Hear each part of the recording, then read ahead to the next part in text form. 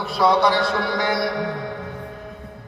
আল্লাহর ওলি ওই দিনও কোরআন তেলাওয়াত করে সওয়াবগুলি বন্টন করে দিয়ে দিলেন, নিশানি করে দিলেন।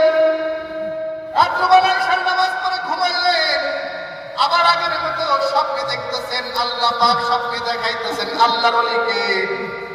আবারও ফেরেশতা ওই আগের মতো ফেরেশতা বস্তাবন্দি সওয়াব নিয়ে সওয়াবগুলো বন্টন করতেছেন, সওয়াবগুলি বন্টন করে।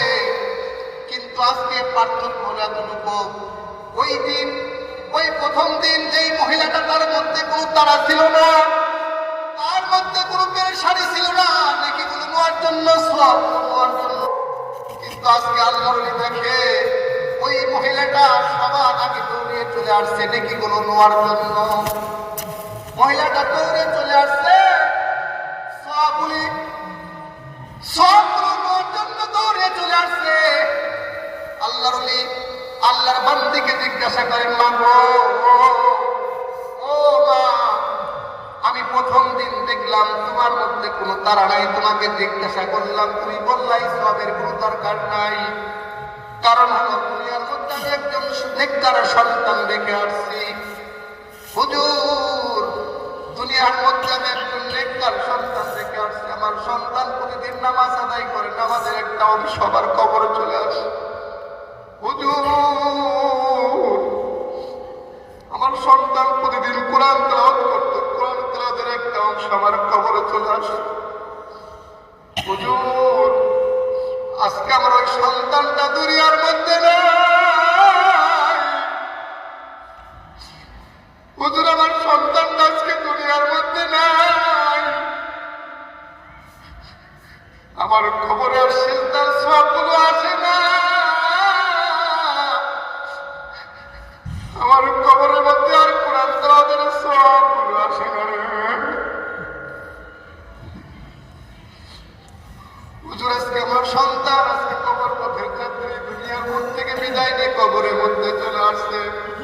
আজকে থেকে আমার কবরের মধ্যে আর কোনোদিন নেকি আসবে না, আর কোনোদিন কোরআন তেলাওয়াতের সওয়াব আসবে না, আর কোনোদিন নামাজের সিজদার সওয়াব আসবে না।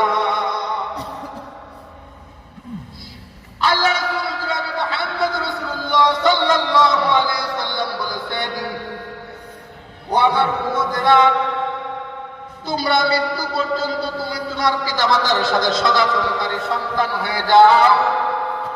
মা বাবা যদি দুনিয়া থেকে বিদায় নিয়ে চলে যায়, কোনো অসুবিধা নাই, কোনো অসুবিধা নাই। জুমার দিনে মার কবরের পাশে দাঁড়িয়ে কিছু কোরআন তেলাওয়াত করো, আর মার জন্য দোয়া করো, রব্বির হামহুমা কামা রাব্বায়ানি সগীরা।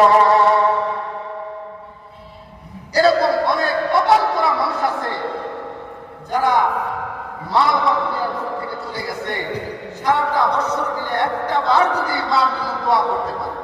আছে না ভাই? অনেক কপাল করা। কোন সন্তান যদি নেকির কাজ করে মা বাবা দুনিয়ার থেকে বিদায় দেওয়ার পরে, এই নেকির একটা অংশ মার কবরে চলে যায়।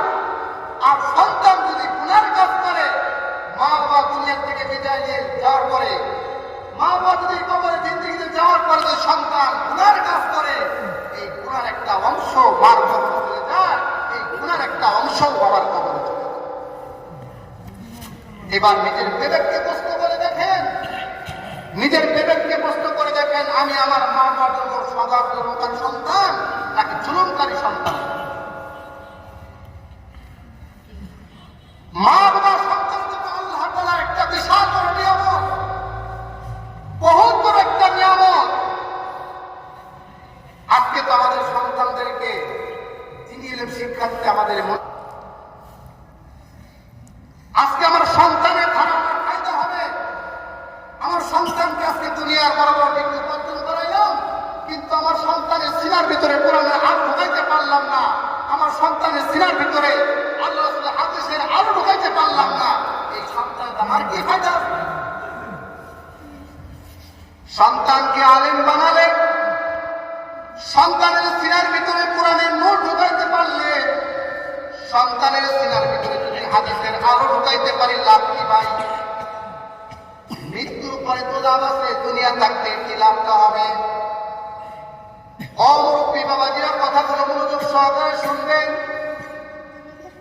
আমাদের সন্তানদেরকে আজকে সকালবেলা কত কষ্ট করে পরিশ্রম করায় কোচিং এ লেখাপড়া করায় না ভাই। এই সন্তানের সিনার ভিতরে যদি কোরআনের আলো ঢুকাইতে পারি, কোরআনের নূর ঢুকাইতে পারি, হাদিসের আলো ঢুকাইতে পারি, আমার আপনার কি ফায়দাটা হবে? আমার এই সন্তান যখন আপনার ধরেন 4টি সন্তান হয়েছে, 4টি ছেলে সন্তান আছে, বড় বড় ডিগ্রি উপার্জন করাইছেন, ডক্টর বানাইছেন, ডিগ্রি উপার্জন করাইছেন, বড় বড় অফিসার বানাইছেন, কিন্তু একটি সন্তান তার আগে ছোট্ট সময় মাসুম বাচ্চার সময় তাকে মক্তবে পাঠিয়ে দিয়েছেন। মক্তবে পাঠিয়ে তাকে দিয়ে তার ছিলার ভিতরে কোরআনের আলোগুলো ঢুকাই দিয়েছেন, কোরআনের নূরগুলো ঢুকাই দিয়েছেন।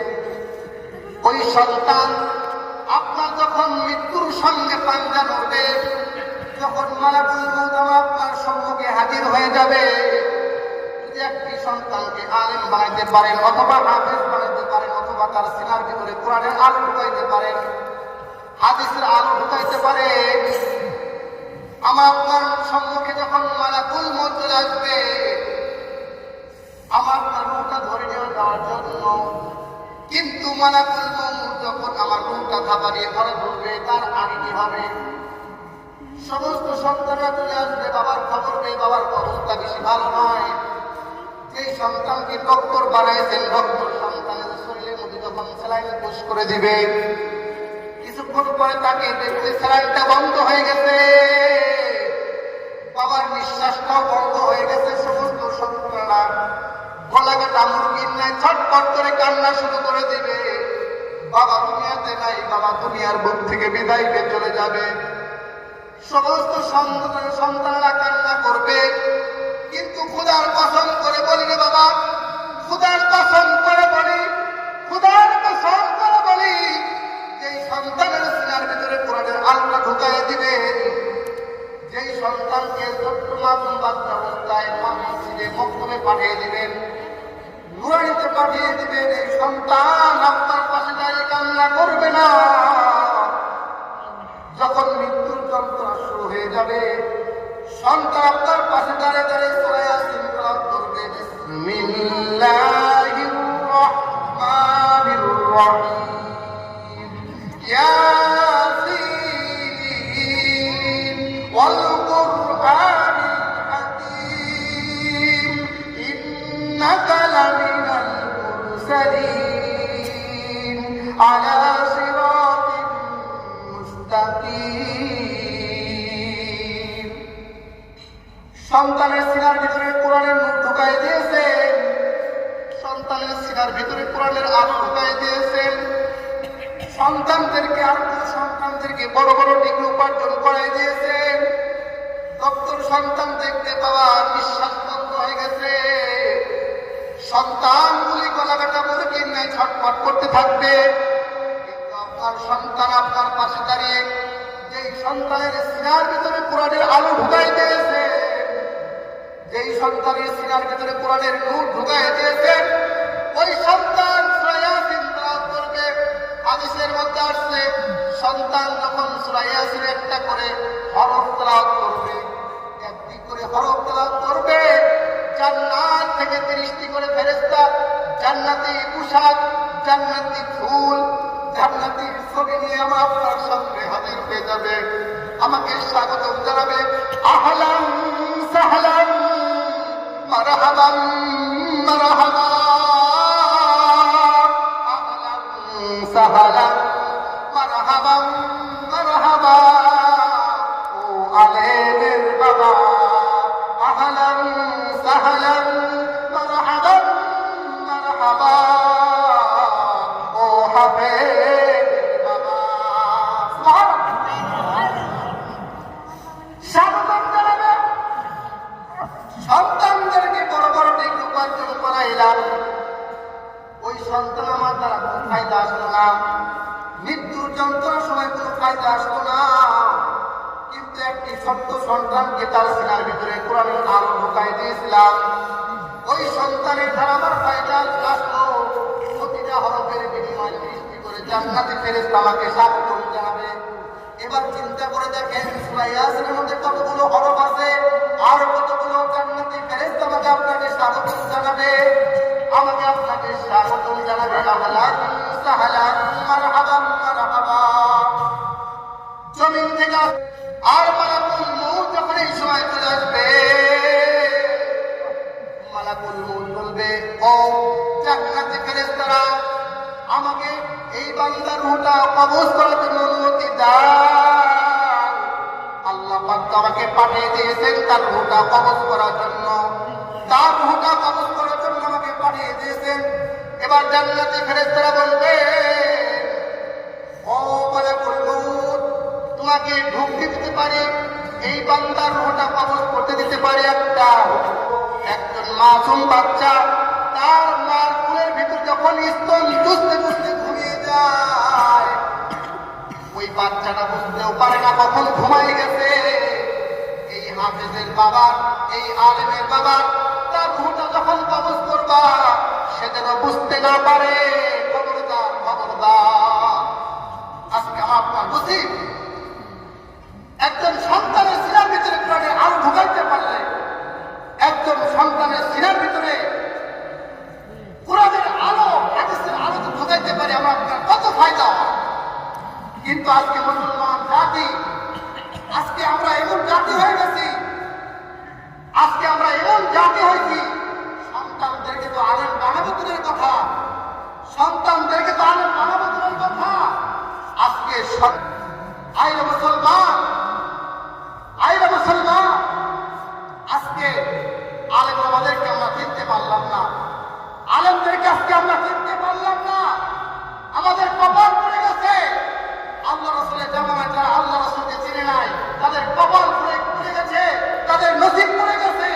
আজকে আমরা মুসলমান জাতি হিসাবেও আজকে যদি আমরা আলেমদেরকে না চিনি, আলেমদেরকে আমরা যদি না বুঝি, আলেমদেরকে যদি আজকে আমরা না চিনি, আমাদের কপাল পড়ে যাবে, আমাদের নসিব পড়ে যাবে।